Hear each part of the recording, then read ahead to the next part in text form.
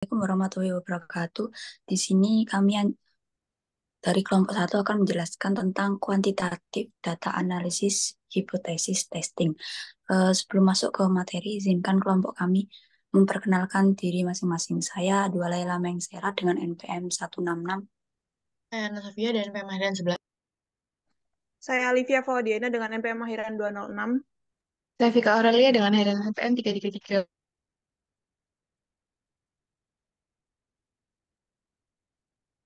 Lalu materi yang pertama yaitu tipe 1 error, tipe 2 error, dan kekuatan statistik. Hipotesis 0 ini H0 kemudian disiapkan untuk ditolak guna mendukung hipotesis alternatif yang disebut HA. Hipotesis 0 dianggap benar sampai bukti statistik dalam bentuk uji hipotesis menunjukkan sebaliknya. Bukti statistik yang diperlukan disediakan oleh statistik inferensial seperti analisis regresi atau MANOVA. Statistik inferensial membantu kita menarik kesimpulan atau membuat inferensi tentang populasi. Tujuan pengujian hipotesis adalah untuk menentukan secara akurat apakah hipotesis nol dapat ditolak demi hipotesis alternatif. Berdasarkan data sampel, peneliti dapat menolak hipotesis nol dan karenanya menerima hipotesis alternatif dengan tingkat keyakinan tertentu. Selalu ada risiko bahwa kesimpulan yang ditarik tentang populasi tidak tepat. Next.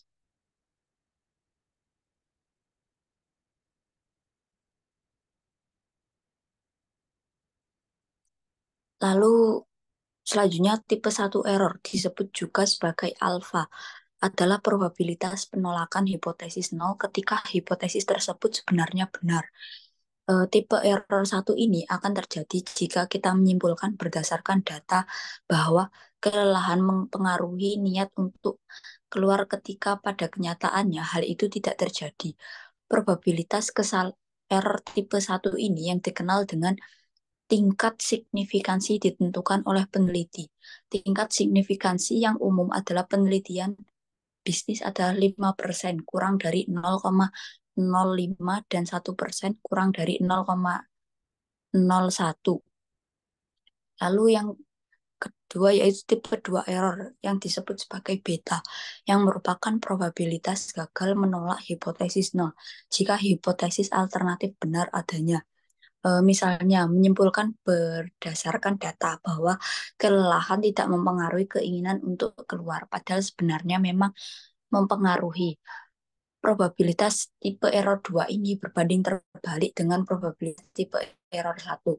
Semakin resiko salah satu jenis error ini, semakin tinggi risiko jenis kesalahan lainnya.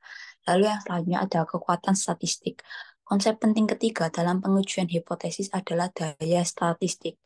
Daya statistik atau kekuatan statistik adalah probabilitas penolakan hipotesis nol yang benar. Dengan kata lain, daya adalah probabilitas bahwa signifikansi statistik akan ditunjukkan jika ada. Next.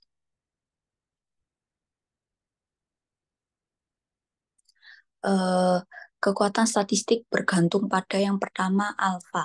Kriteria signifikansi statistik yang digunakan dalam pengujian. Jika alfa bergerak mendekati 0, misalnya jika alfa bergerak mendekati 5% ke 1%, maka probabilitas menemukan efek ketika ada efek menurun. Ini menyiratkan bahwa semakin rendah alfa, yaitu semakin dekat dengan alfa bergerak ke 0, semakin tinggi rendah daya, semakin tinggi alfa, dan semakin tinggi daya tersebut. Lalu selanjutnya efek size. Ukuran efek adalah ukuran perbedaan atau kekuatan hubungan dalam populasi. Perbedaan besar atau hubungan yang kuat dalam populasi lebih mungkin ditemukan daripada perbedaan kecil seperti kesamaan dan hubungan. Lalu yang selanjutnya the size of sample yang menghasilkan daya yang lebih besar karena peningkatan ukuran sampel menghasilkan estimasi parameter yang lebih akurat. Dengan demikian, peningkatan ukuran sampel menghasilkan probabilitas yang lebih tinggi untuk menemukan apa yang kita cari. Namun, peningkatan ukuran sampel juga dapat menghasilkan daya yang terlalu besar karena bahkan efek yang sangat kecil akan menemukan signifikan secara statistik. Next.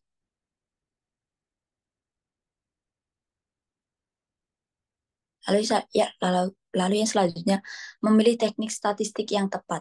Setelah memilih tingkat signifikansi statistik yang dapat diterima untuk menguji hipotesis, langkah selanjutnya adalah memutuskan metode yang tepat untuk menguji hipotesis tersebut.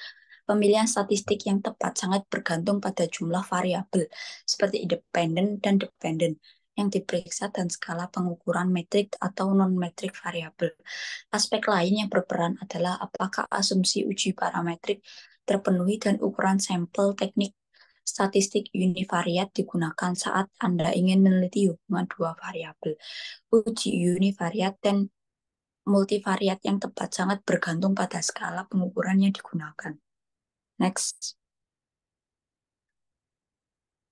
Lalu ini merupakan teknik-teknik univariat dan multivariat. Seperti salah satunya pada teknik univariat untuk menguji hipotesis pada satu min menggunakan data metrik dan data non-metrik. Lalu pada teknik multivariat, salah satunya satu variabel dependent metrik untuk analisis varians dan covariance. Lalu analisis regresi berganda dan selanjutnya analisis gabungan. Next.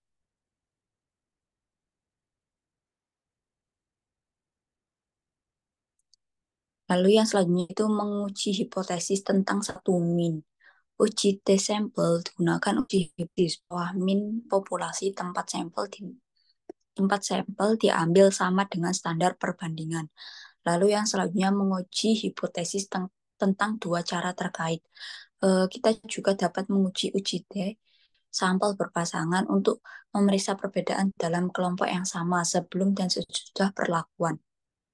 Misalnya contoh, apakah sekelompok karyawan akan berkinerja lebih baik setelah menjalani pelatihan daripada sebelumnya? Nah, dalam kasus ini akan ada dua observasi untuk setiap karyawan. Satu, sebelum pelatihan dan satunya lagi setelah pelatihan. Kami akan menggunakan uji T sampel berpasangan untuk menguji hipotesis nol bahwa rata-rata perbedaan antara pengukuran sebelum dan sesudah adalah nol. Materi selanjutnya akan dijelaskan oleh rekan saya.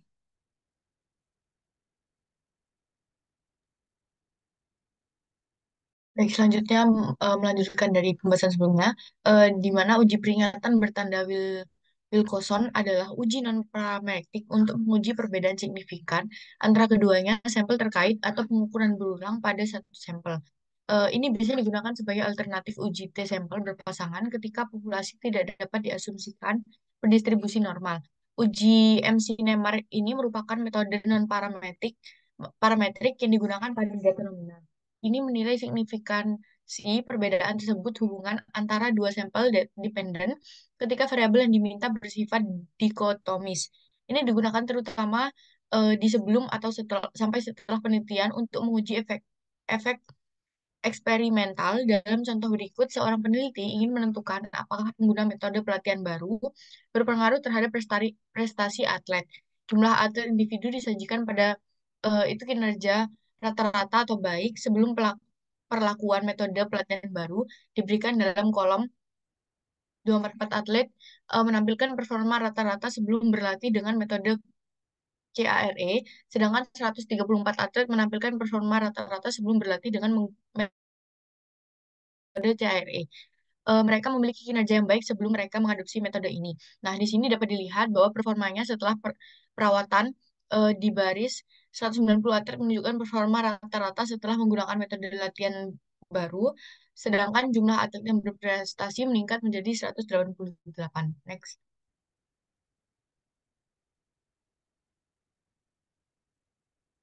Selanjutnya tentang testing hypothesis about two unrelated means. Di sini ada banyak contoh ketika kita tertarik untuk mengetahui apakah dua kelompok berbeda satu sama lain variabel tertentu yang diminati dengan skala interval atau skala rasio. Misalnya, apakah laki-laki dan perempuan akan menekan tombol mereka, apakah menggunakan waktu fleksibel di tempat kerja dengan cara yang sama, atau akankah kebutuhan mereka berbeda? Nah, di sini apakah MBA berkinerja lebih baik dalam lingkungan organisasi dibandingkan mahasiswa bisnis yang hanya memiliki gelar sarjana? Melakukan individu yang tinggal di perkotaan mempunyai pola investasi tabungan yang berbeda dibandingkan dua individu yang tinggal di semi perkotaan daerah. Kemudian, apakah CPA berkinerja lebih baik dibandingkan non-CPA dalam tugas akuntansi? Untuk menentukan jawaban atas pertanyaan-pertanyaan yang sudah disebutkan tadi, uji tes sampel di independen dilakukan untuk melihat apakah ada perbedaan signifikan dalam MEAN untuk keduanya kelompok dalam variabel yang diminati, yang artinya variabel nominal yang dibagi menjadi dua subkelompok, misalnya perokok atau bukan perokok, karyawan di Departemen Pemasaran dan karyawan di Departemen Akuntansi, lebih muda dan karyawan yang lebih tua, diuji untuk melihat apakah terdapat perbedaan rata-rata yang signifikan antara dua kelompok yang dipisahkan pada variabel terikat yang diukur pada skala interval atau rasio. Next.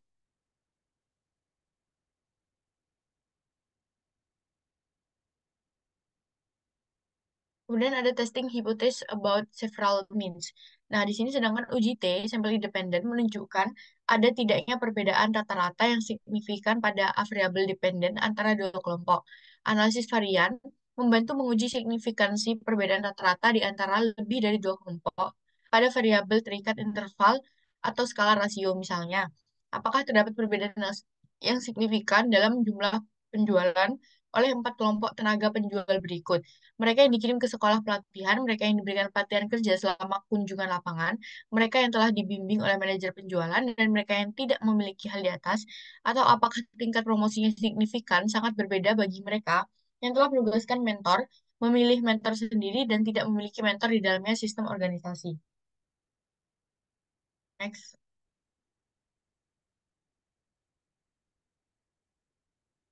Selanjutnya akan mengenai regression analysis. Nah, analisis regresi ini sederhana digunakan dalam situasi di mana satu variabel independen dihipotesiskan mempengaruhi satu variabel-variabel terikat.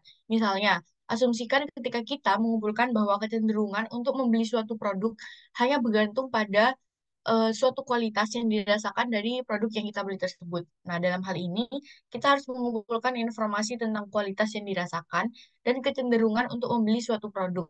Nah, kemudian dapat memplot data untuk memperoleh beberapa gagasan awal tentang hubungan antara kedua variabel-variabel ini. Materi selanjutnya akan disampaikan oleh rekan saya.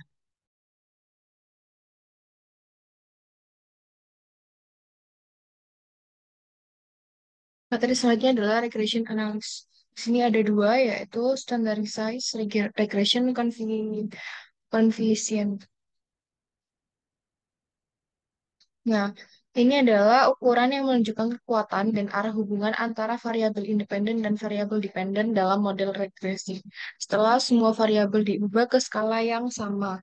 Kemudian ada multicollinearity, yaitu fenomena statistik yang sering ditemui di mana dua atau lebih variabel independen dalam model regresi berganda sangat berkorelasi. Akibatnya sulit untuk menentukan dampak individu dari setiap variabel independen terhadap variabel dependen karena hubungan antara eh, variabel ini itu sangat kuat. Nah, ada penyebab multicollinearity, yaitu variabel-variabel yang secara konseptual atau praktis itu sangat mirip. Variabel independen yang merupakan kombinasi atau turunan dari variabel lain, dan yang ketiga, terlalu banyak variabel independen. Dalam kasus ini, kita dapat menggunakan beberapa metode berikut untuk menguranginya, yaitu pertama, mengurangi salah satu variabel yang berkorelasi. Kedua, jika ada variabel yang serupa, kita bisa menggabungkannya menjadi satu variabel komposit. Kemudian gunakan cara yang lebih canggih untuk menganalisis data. Misalnya kita pakai regresi Ridge. Kemudian buatlah variabel baru yang merupakan gabungan dari variabel-variabel yang berkorelasi tinggi. Selanjutnya ada other multivariate test and analysis. Yang pertama ada diskriminan analisis, yaitu teknik statistik yang digunakan untuk memprediksi kategori atau kelompok variabel dependen kualitatif berdasarkan satu atau lebih variabel independen yang bersifat kontinu. Tujuan dari analisis diskriminan ini adalah memprediksi atau mengklasifikasikan suatu objek ke dalam kelompok tertentu berdasarkan karakteristik variabel independen dan mengurangi jumlah variabel independen menjadi satu atau beberapa fungsi diskriminan yang terbaik. Yang kedua ada logistic regression, yaitu metode analisis statistik yang digunakan untuk memodelkan hubungan antara satu variabel atau lebih variabel independen dengan variabel dependen. Eh, Logistic regression ini sangat cocok untuk memprediksi probabilitas hasil biner. Misalnya, kayak pertanyaan ya, tidak, atau sukses, atau gagal. Materi selanjutnya akan dijelaskan oleh rekan saya.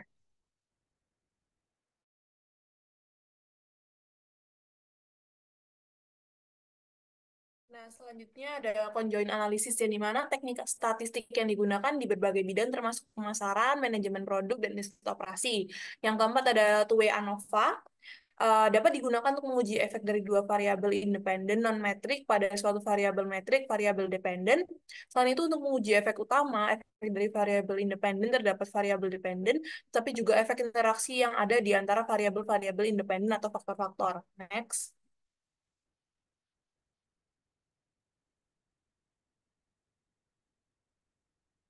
Nah, selanjutnya ada MANOVA, di mana melakukan pengujian perbedaan rata-rata di antara kelompok-kelompok di berbagai variabel dependen secara bersamaan dengan menggunakan jumlah kuadrat dan matriks produk silang. Yang keenam ada canonical correlation, di mana menguji hubungan antara dua atau lebih variabel dependen dan variabel independen, misalnya korelasi antara seperangkat perilaku kerja, seperti keasyikan dalam bekerja, penyelesaian pekerjaan tepat waktu, dan ketidakhadiran, dan pengaruh terhadap serangkaian faktor kinerja, penyelesaian pekerjaan tepat waktu, dan jumlah ketidakhadiran. Dan pengaruhnya terdapat seperangkat faktor kinerja seperti kualitas pekerjaan, hasil kerja, dan tingkat penolakan. Next.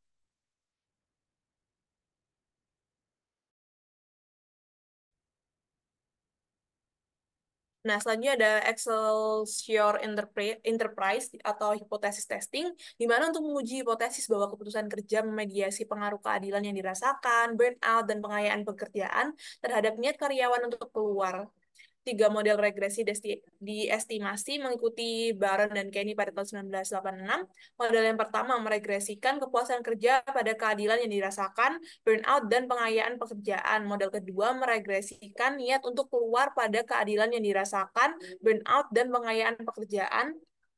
Dan model yang ketiga adalah meregresikan karyawan untuk keluar pada keadilan yang dirasakan, kelelahan, pengayaan pekerjaan, dan kepuasan kerja. Next.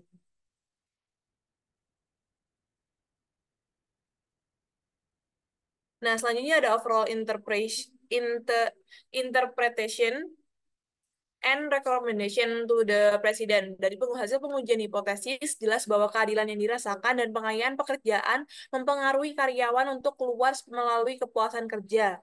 Jika retensi karyawan adalah prioritas utama prioritas bagi pemimpin, maka penting untuk merumuskan kebijakan dan praktik yang membantu meningkatkan persepsi kesetaraan dan mendesain ulang pekerjaan sedemikian rupa sehingga lebih menantang bagi karyawan.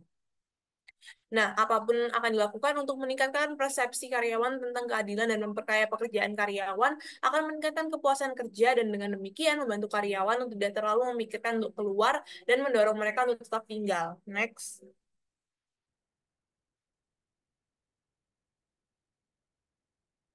Nah, selanjutnya ada data warehousing, data mining, dan operation research, yang dimana data warehousing dapat digambarkan sebagai proses mengekstraksi, mentransfer, dan mengintegrasi data yang tersebar di berbagai basis data eksternal dan bahkan sistem operasi dengan tujuan fasilitasi analisis dan pengambilan keputusan. Yang kedua ada data mining, yang dimana memungkinkan untuk melacak pola penjualan retail berdasarkan kode pos dan waktu hari pembelian sehingga memungkinkan untuk menyimpan barang secara optimal. Yang ketiga ada operation research, menggunakan matematika dan statistik yang lebih tinggi untuk mengidentifikasi, menganalisis, dan pada akhirnya memecahkan masalah yang rumit dengan kompleksitas tinggi yang dihadapi oleh manajer. Nah, ini untuk memberikan alat tambahan kepada manajer untuk menggunakan kuantifikasi untuk melengkapi penilaian pribadi. Next.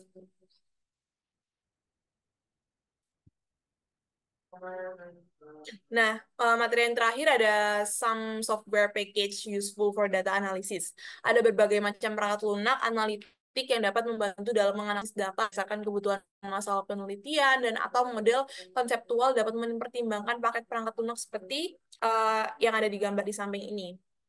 Nah, sekian yang dapat kelompok kami sampaikan. Wassalamualaikum warahmatullahi wabarakatuh.